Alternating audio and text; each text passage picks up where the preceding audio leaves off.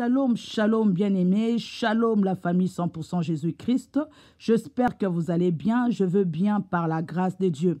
Je suis là bien-aimé pour prêcher la parole de Dieu, mais surtout c'est par rapport à ce qui circule sur les réseaux sociaux qui concerne notre sœur Jenny. Nous avons vu bien-aimé ces photos circuler, comment elle a été battue. Je ne peux pas confirmer que c'est son mari qui l'a battue parce que je n'ai pas suivi son mari, mais apparemment, selon ce qu'elle a écrit, que c'est son mari qui l'a battue. Dieu ne m'a pas laissé tranquille aujourd'hui parce que d'habitude, je n'ai pas l'habitude de commenter de ce qui se passe sur les réseaux sociaux. Je n'ai vraiment pas cette habitude, mais Dieu ne m'a pas laissé tranquille, bien-aimé. Il m'a donné 2 Timothée 4, versets 1 à 4. Je lis au nom de Jésus. Je t'en conjure devant Dieu et devant Jésus-Christ, qui doit juger les vivants et les morts, et au nom de son apparition et de son royaume, prêche la parole, insiste en toute occasion, favorable ou non, reprend, censure, exhorte avec toute douceur et en instruisant. Car il viendra un temps où les hommes ne supporteront pas la sainte doctrine, mais ayant la démangeaison d'entendre des choses agréables, ils se donneront une foule de docteurs selon leurs propres désirs, détourneront l'œil de la vérité et se tourneront vers les fables. Bien-aimés, Dieu nous recommande, bien-aimés, d'insister, de exhorter, de prêcher la parole dans le moment favorable ou même dans les moments défavorables, bien-aimés. Nous devons profiter pour enseigner la parole de Dieu. Je ne suis pas là pour condamner qui que ce soit. Jenny, je l'ai vue sur les réseaux sociaux. Je ne connais pas sa vie. Je ne connais pas non plus la vie de son mari, bien-aimé. Mais moi, je suis là pour prêcher la parole de Dieu. Je ne peux pas la condamner, ni même condamner son mari parce que je ne sais pas quand est-ce qu'ils se sont mariés, ni même quand est-ce qu'ils se sont rencontrés. Mais moi, j'ai vu juste une femme qui a été battue, mais selon elle, battue par son mari. Bien-aimé, aujourd'hui, je veux essayer de exhorter par rapport au mariage. Bien-aimé, on ne se marie pas pour faire plaisir aux gens. On ne se marie pas parce que l'âge est avancé. On ne se marie pas, bien-aimé, pour faire plaisir, même peut-être à la femme ou à l'homme qui est tombé amoureux de toi, mais on se marie lorsque c'est le temps de Dieu, après avoir prié, après avoir été vraiment convaincu par le Seigneur que celle-là est ta femme ou celui-là est ton mari. Parce que lorsque Dieu nous met ensemble, bien-aimés, c'est pour accomplir une mission. Alors, lorsque tu n'as pas le temps de consulter le Seigneur, tu peux tomber sur une personne qui va te désorienter par rapport à la mission que Dieu t'a donnée. Que ce soit la femme, que ce soit l'homme bien-aimé, tu peux tomber sur une personne qui va te désorienter. Parce que lorsque on se marie, normalement, la femme vient aider l'homme à accomplir la mission de Dieu sur la terre.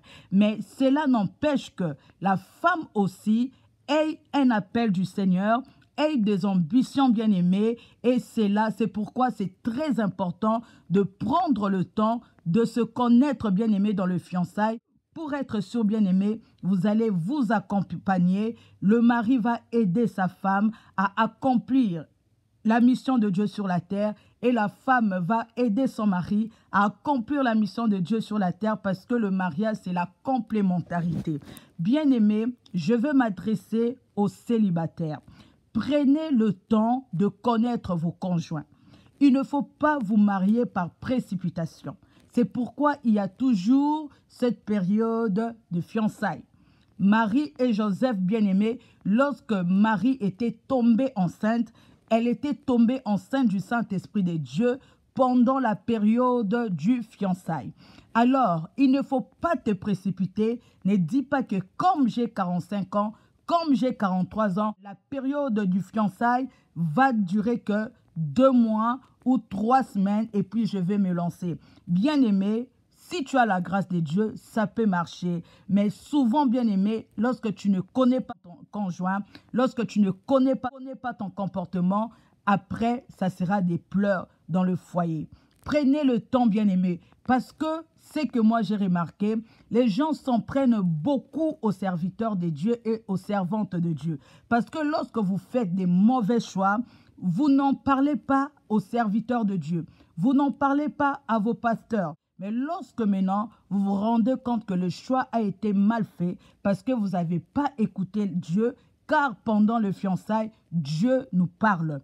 Pendant le fiançailles, Dieu montre des signes, bien-aimés. Et lorsque tu es aveuglé par l'amour, tu vas rejeter même les signes de Dieu. Après, lorsque tu vas entrer dans le mariage, tu vas t'attendre, bien-aimé. Lorsque ça ne va pas marcher, tu vas maintenant aller chez les hommes de Dieu pour que les hommes de Dieu t'encouragent, bien-aimé, à divorcer. Aucun homme de Dieu, bien-aimé, aucun homme de Dieu ne peut t'encourager à divorcer.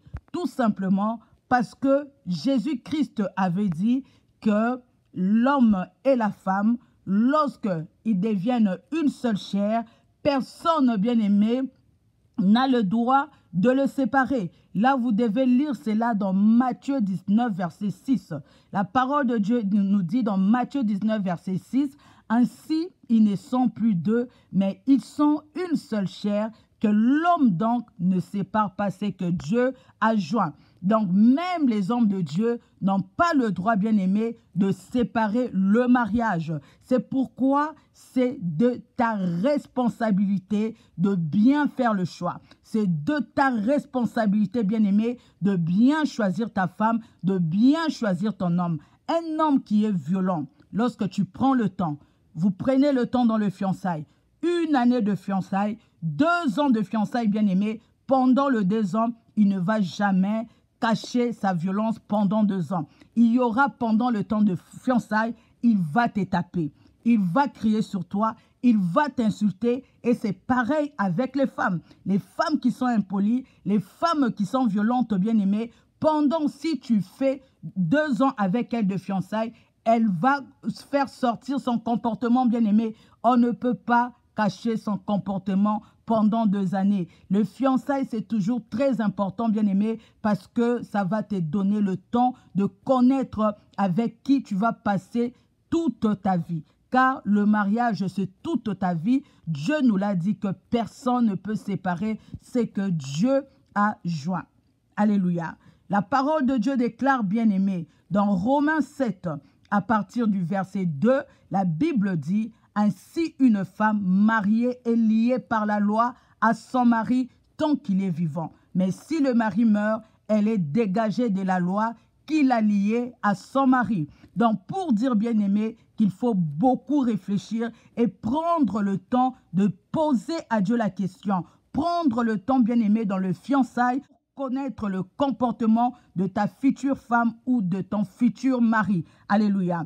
Car la parole de Dieu nous dit que lorsqu'on se marie, nous sommes liés l'un à l'autre, bien-aimés. Il n'y a que la mort qui peut nous séparer. Parce que lorsque vous vous séparez, avant la mort, bien-aimés, là, vous devez ne pas vous marier. Car des personnes qui sont séparées doivent rester sans se marier. Selon 1 Corinthiens 7, bien-aimé, la femme doit rester telle qu'elle est, ou soit elle doit se réconcilier avec son mari. Le deuxième mariage, bien-aimé, ce n'est pas de Dieu. Corinthiens 7, versets 10 à 11, la parole de Dieu nous dit, « À ceux qui sont mariés, j'ordonne, non pas moi, mais le Seigneur, que la femme ne se sépare point de son mari. Si elle est séparée, qu'elle demeure sans se marier ou qu'elle se réconcilie avec son mari et que le mari ne répudie pas sa femme bien-aimée. Lorsque vous êtes déjà une seule chair, Dieu ordonne à ce que la femme ne se sépare pas de son mari. Si elle est séparée, elle doit demeurer seule, sans se marier bien-aimée, ou elle doit se réconcilier avec son mari. Pour dire que le deuxième mariage n'est pas de Dieu. Alléluia. Le deuxième mariage, bien-aimé, n'est pas de Dieu. Il ne faut pas suivre le monde, car Dieu n'est pas dans la masse. Lorsqu'il s'agissait pour Dieu de détruire Sodome et Gomorrhe, Dieu a détruit Sodome et Gomorrhe et n'a sauvé que quelques personnes. Alors, dans notre génération aussi, si Dieu veut détruire le monde bien-aimé, il le fera.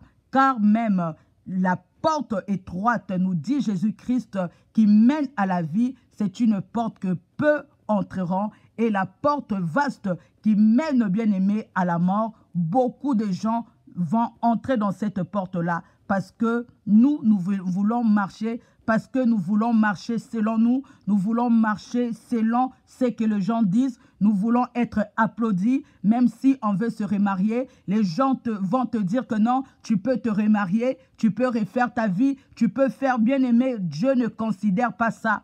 La parole de Dieu ne passera pas.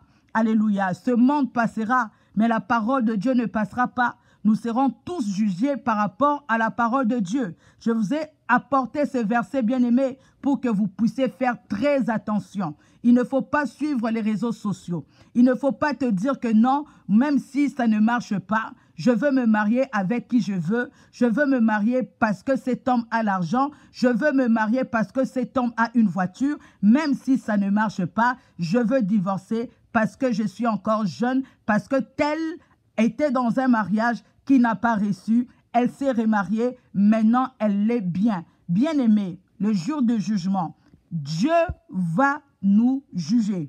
Alléluia. Dieu va nous juger. Il va nous juger, bien-aimé, par rapport à la parole de Dieu. C'est pourquoi il a dit dans 2 Timothée, bien-aimé, verset 1, je t'en conjure devant Dieu et devant Jésus-Christ qui doit juger les vivants et les morts. Nous serons jugés, bien-aimés, pour dire que le mariage peut t'emmener en enfer.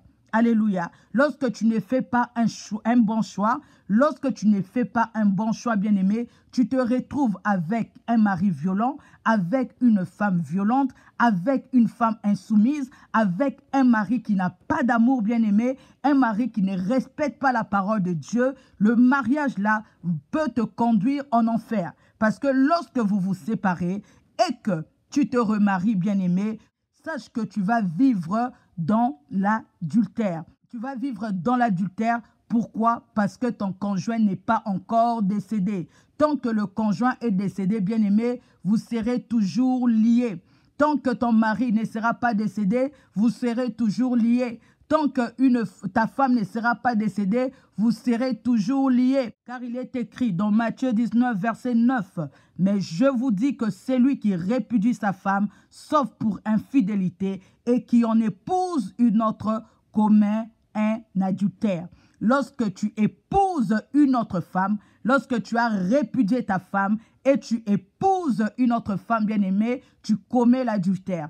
Tu as le droit de répudier ta femme que lorsque la femme commet une infidélité. Tu n'as pas le droit de répudier ta femme si elle est insolente. Tu n'as pas le droit de répudier ta femme si elle est impolie. Et c'est vice-versa, bien-aimé. C'est pourquoi j'insiste sur le fait de bien choisir ton conjoint avant d'entrer dans le mariage. Vraiment, de bien choisir ton conjoint.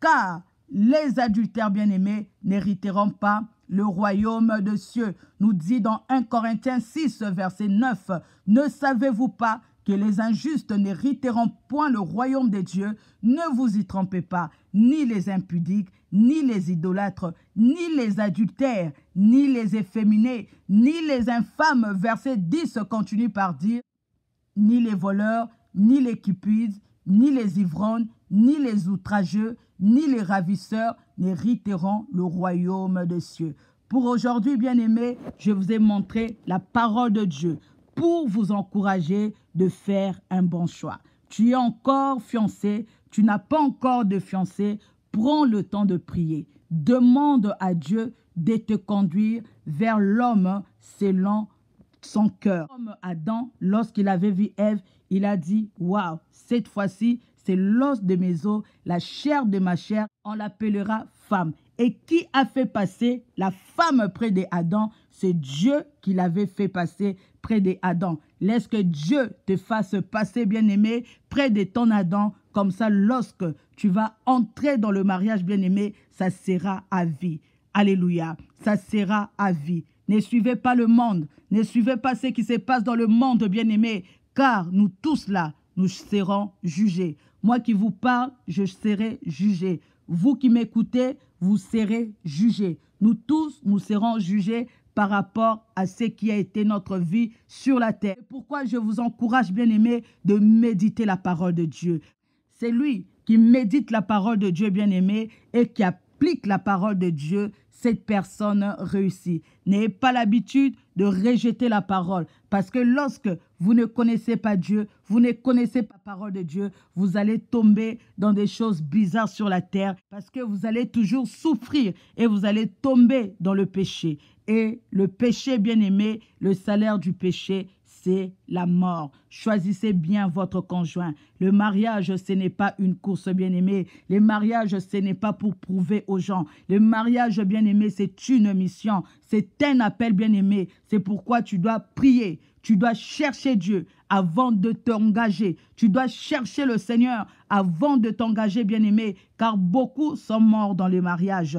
Beaucoup regrettent, bien-aimés, qui sont toujours dans le mariage, mais qui sont en train de souffrir, qui ont maintenant la tension à cause de la femme, à cause du mari. Aujourd'hui, beaucoup sont dans des deuxièmes mariages, bien-aimés, qui ne sont même pas la volonté de Dieu, à cause, bien-aimés, de la désobéissance, parce qu'ils se sont peut-être précipités dans le fiançailles, parce qu'ils n'ont pas pris le temps de connaître leur conjoint, parce qu'ils devaient se marier, car au quartier, on a commencé à les appeler les grandes sœurs du quartier, ou soit même pour faire plaisir aux parents, pour faire plaisir aux amis bien-aimés. Et aujourd'hui, beaucoup se sont retrouvés dans le cimetière, d'autres qui sont en train de développer des maladies et d'autres qui vont peut-être mourir à cause du mariage bien-aimé. Faites le bon choix. À notre sœur Jenny, nous te portons dans nos prières. Que Dieu vraiment puisse te guérir.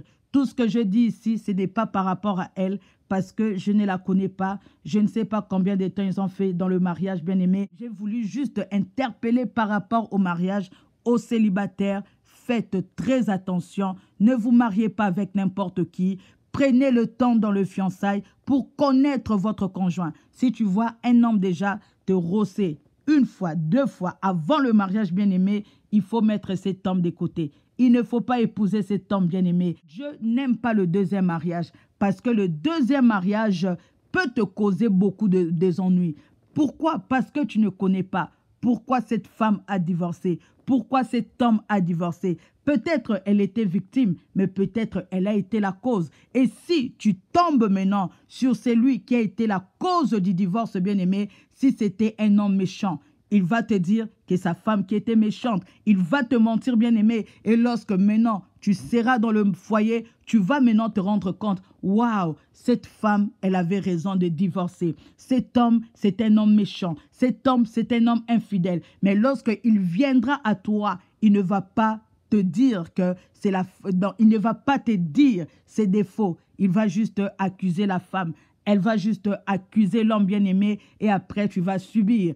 C'est pourquoi Dieu permet aux veuves ou aux veufs de se remarier, pas aux divorcés. Parce que les divorcés, tu ne connais pas. Tu ne connais pas, bien-aimé. Lorsque Dieu nous interdit des choses, il sait le pourquoi. Toi qui vas me suivre, ne viens pas pour t'élever contre la parole de Dieu. Ne prends pas le risque de combattre le Seigneur. Parce que ce que je dis ici, c'est la parole de Dieu.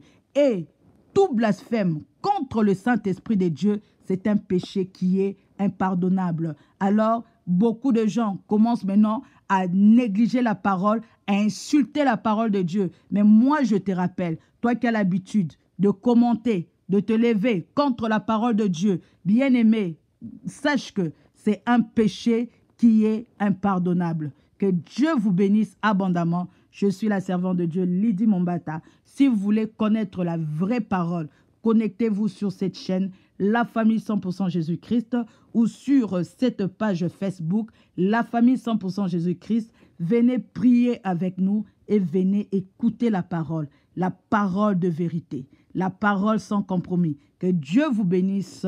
On se voit demain à la prière de 22h, heure de la France. Que Dieu vous bénisse. Bye bye.